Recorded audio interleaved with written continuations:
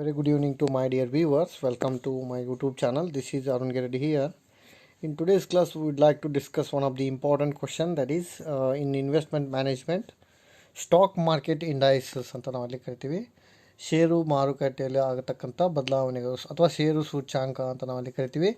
ಷೇರು ಮಾರುಕಟ್ಟೆಯ ಸೂಚ್ಯಾಂಕ ಅಂತ. So stock market indices means it is useful in understanding the levels of a price and trend price movement of the market ಅಂತ. What actually the price movement takes place in a stock market, that is called as a stock market indices. In simply, the fluctuation of a price level is considered as a stock market indices. ಅಂದರೆ stock market indices ಅಂದರೆ ಏನು fluctuation ಆಗತ್ತಾ stock market ಒಳಗೆ, ಅದಕ್ಕೆ ನಾವು ಏನಂತ ಕರಿತೀವಿ, stock market indices ಅಂತ ಕರಿತೀವಿ. ಬೆಲೆಯಲ್ಲಿ ಏನು ಬದಲಾವಣೆ ಆಗುತ್ತಾ ಅದನ್ನು ನಾವು ಕನ್ಸಿಡರ್ ಮಾಡ್ಬೋದು. ಸ್ಟಾಕ್ ಮಾರ್ಕೆಟ್ ಇಂಡೆಕ್ಸ್ ಅಂದರೆ ಏನು ಅಂದರೆ, it is created by the selecting group of a stock that are capable of representing the whole market. Means we are going to select the group of assets, so that group of asset is an indicator of the complete market, just like a Nifty and Sensex are the indicator of market. Just like that, we have to select those securities which is entirely representing the asset ಅಂತ ನಾವಲ್ಲಿ ಕರಿತೀವಿ. ಆಮೇಲೆ the change in the price of a basket of a security is measured with a base period. ಅಂದ್ರೆ price ಸೆಕ್ಯೂರಿಟಿನ ನಾವು measure ಮಾಡ್ಬೋದು. So there is usually the provision for giving proper weights to the different stock on the basis of importance of a economy. ಅಂದರೆ economy ಆಧಾರದ ಮೇಲೆ ನಾವು ಏನು ಮಾಡ್ತೀವಿ, ವೇಟ್ಸ್ ಕೊಡ್ತೀವಿ ಸೆಕ್ಯೂರಿಟಿಗೆ ಅಂತ. ಆಮೇಲೆ ಸ್ಟಾಕ್ ಮಾರ್ಕೆಟ್ ಇಂಡೆಕ್ಸ್ ಅಂದರೆ it is act as a barometer or a indicator of performance of a economy or sector of a economy. In simple language we can say it is set as an indicator of a performance of a economy. If the economy is good, we can say the stock market is good anta navalli karitevu. If the economy is weak, stock market is weak anta navalli karitevu. So stock market weak ಆತಂದ್ರೆ economy weak ಅಂತ ಹೇಳ್ತೀವಿ.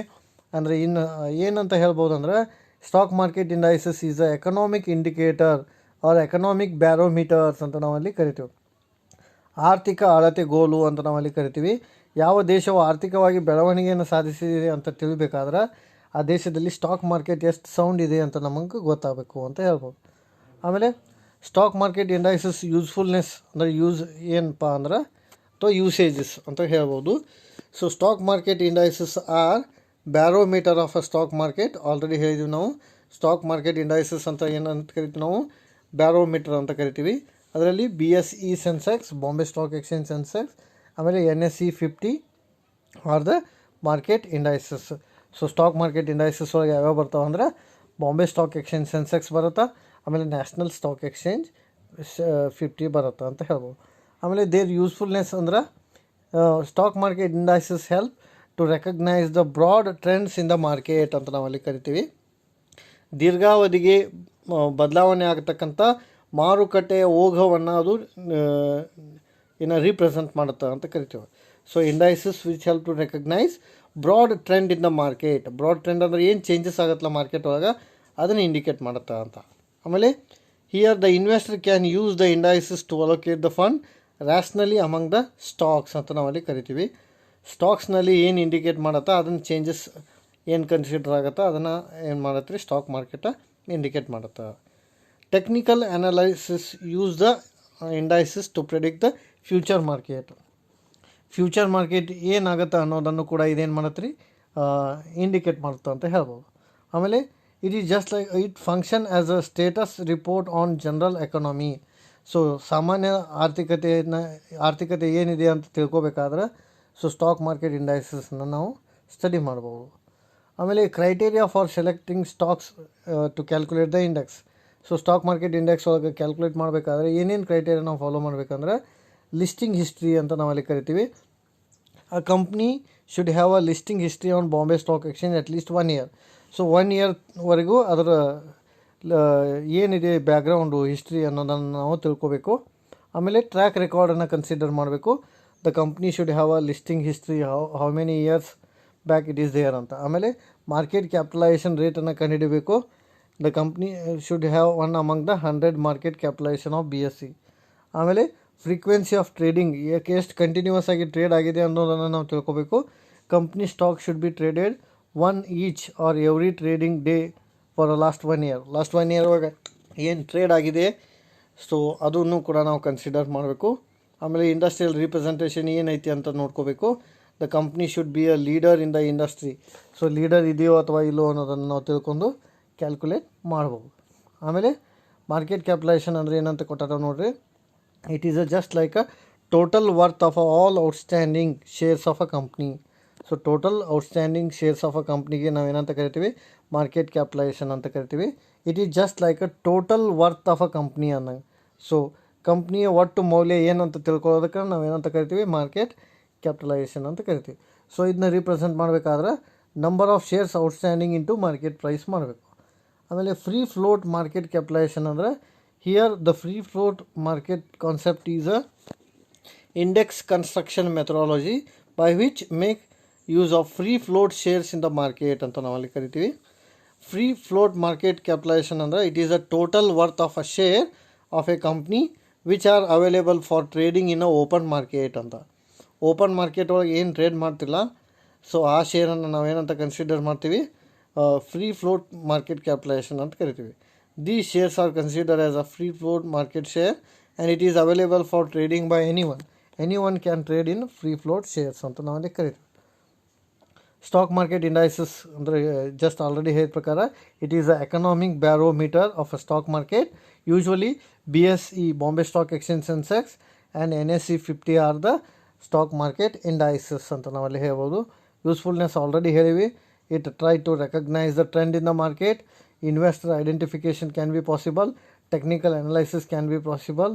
And indices function as a status report in the economy ಅಂತ ನಾವಲ್ಲಿ ಕರಿತೀವಿ.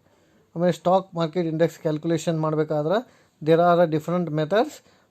ಯಾವ್ಯಾವುದು ಅಂದ್ರೆ price weighted index ಇದೆ, capitalisation weighted index ಇದೆ, ಮಾರ್ಕೆಟ್ ಶೇರ್ ವೇಟೆಡ್ ಇಂಡೆಕ್ಸ್ ಇದೆ, float capitalisation, free float capitalisation ಅಂತ ನಾವಲ್ಲಿ ಕರಿತೀವಿ.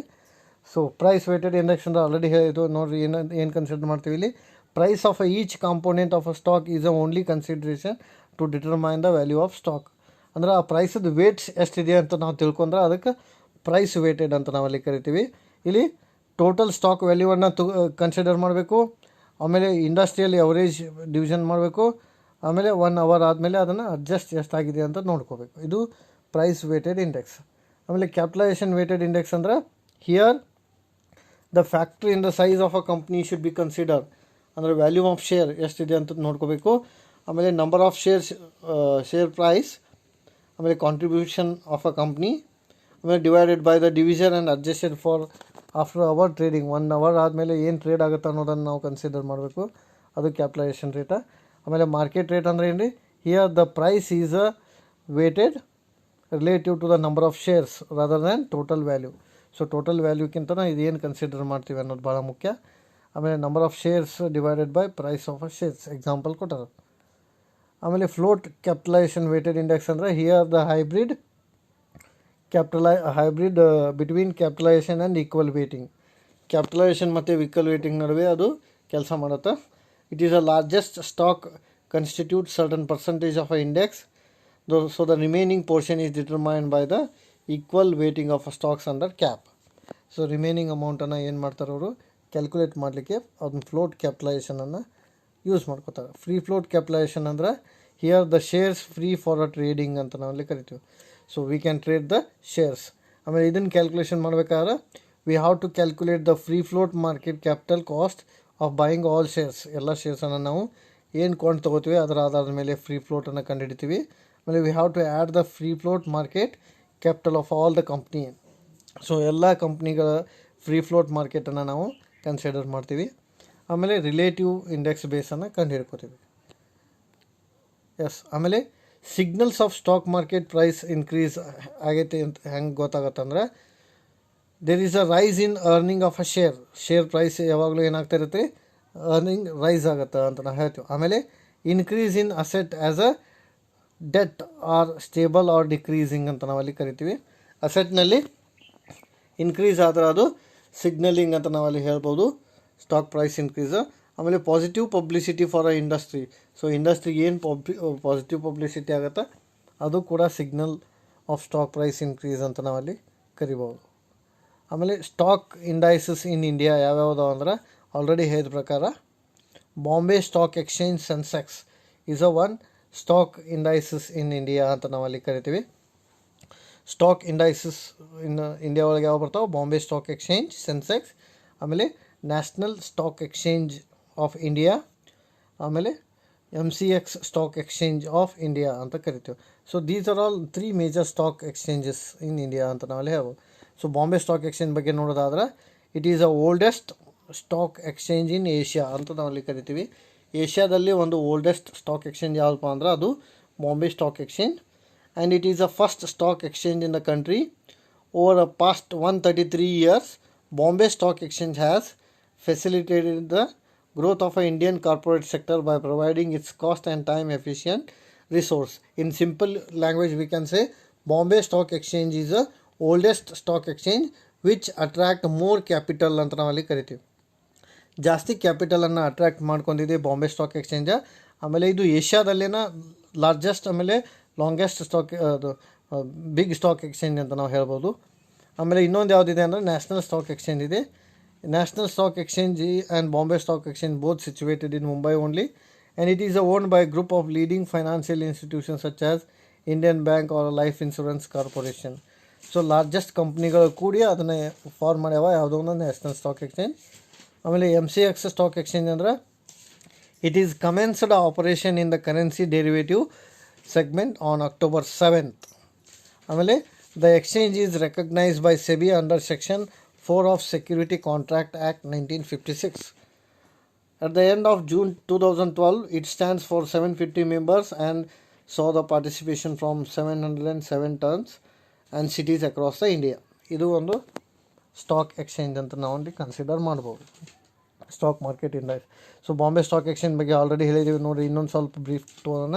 Bombay stock exchange it is the oldest stock exchange in Asia with the highest heritage of over 133 years of existence.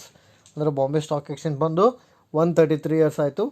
It is a first stock exchange in the country which obtain permanent recognition from government of India under the security contract act. Over 133 years, Bombay Stock Exchange has facilitated growth of Indian market. Already ಇನ್ನೊಂದು ಯಾವುದಿದೆಯಪ್ಪ ಅಂದ್ರೆ Sensex BSE 30 ಶೇರ್ಸನ್ನು ಇಂಡೆಕ್ಟ್ ಮಾಡುತ್ತದು. BSE Sensex is also called as BSE 30 or simply Sensex.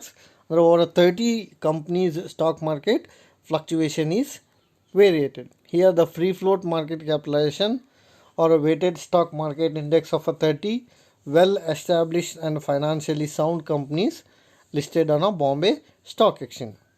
The 30 component of company are largest companies. Okay, so ಎಲ್ಲ details ಕೊಟ್ಟಾರೆ ನೋಡಿ, base year ಯಾವಾಗ start ಆಗಿದೆ ಅಂತ.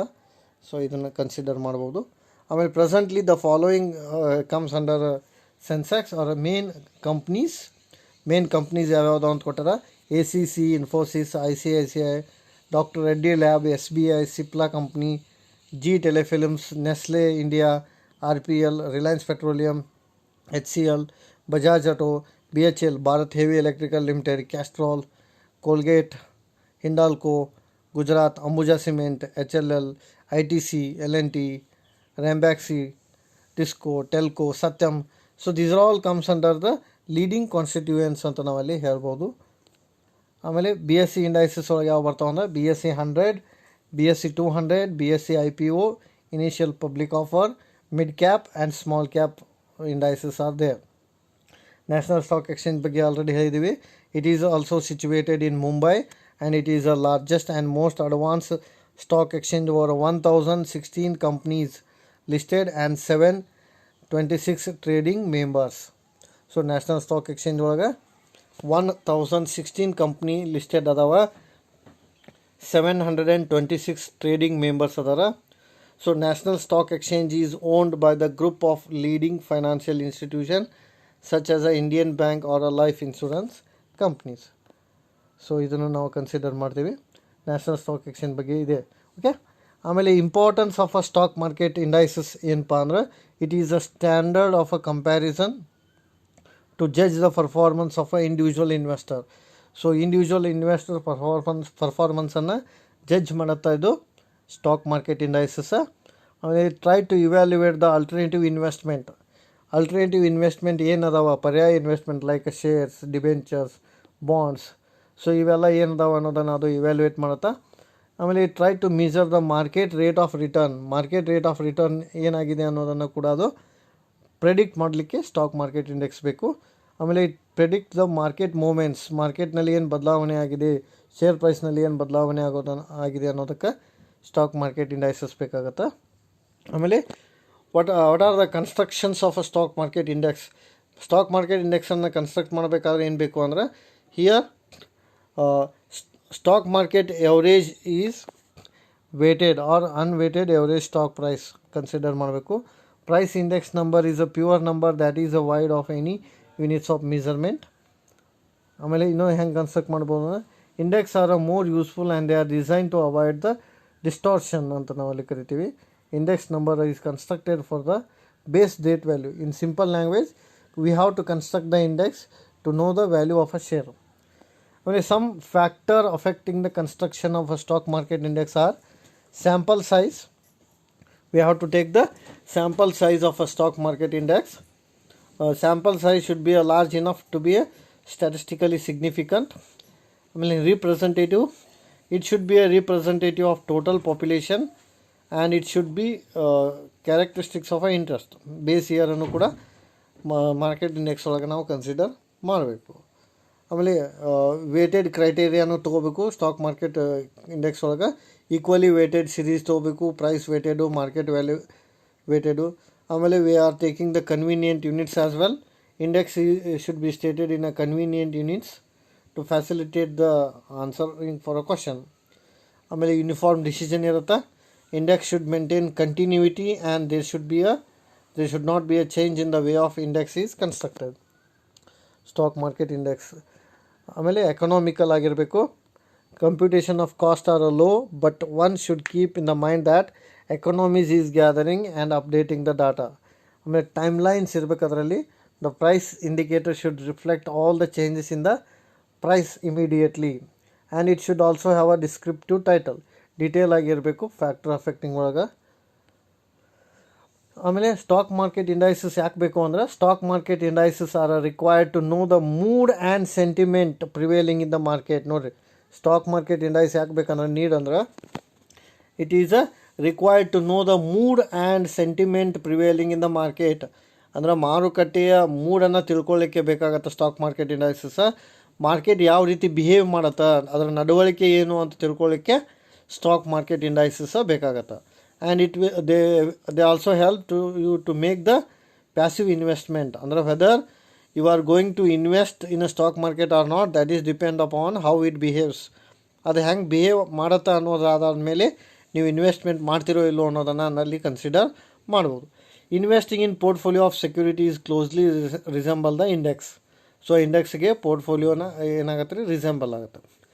With a passive investment you can cut down the cost of research and selection of process of equity ಅಂತ ನಾವಲ್ಲಿ ಹೇಳ್ಬೋದು. So ಇಕ್ವಿಟಿಗೆ process ಆಗುತ್ತೆ ಅಂತ ನೋಡ್ಬೋದು. So this is about the stock market indices ಅಂತ ನಾವಲ್ಲಿ ಕರಿತೀವಿ. ಸೊ ಇವತ್ತಿನ ಕ್ಲಾಸ್ನಲ್ಲಿ ನಾವು ಡಿಟೇಲ್ ಆಗಿ ಸ್ಟಾಕ್ ಮಾರ್ಕೆಟ್ ಇಂಡೈಸಸ್ ಬಗ್ಗೆ ನೋಡಿದ್ದೀವಿ. So remaining part will be discuss in next.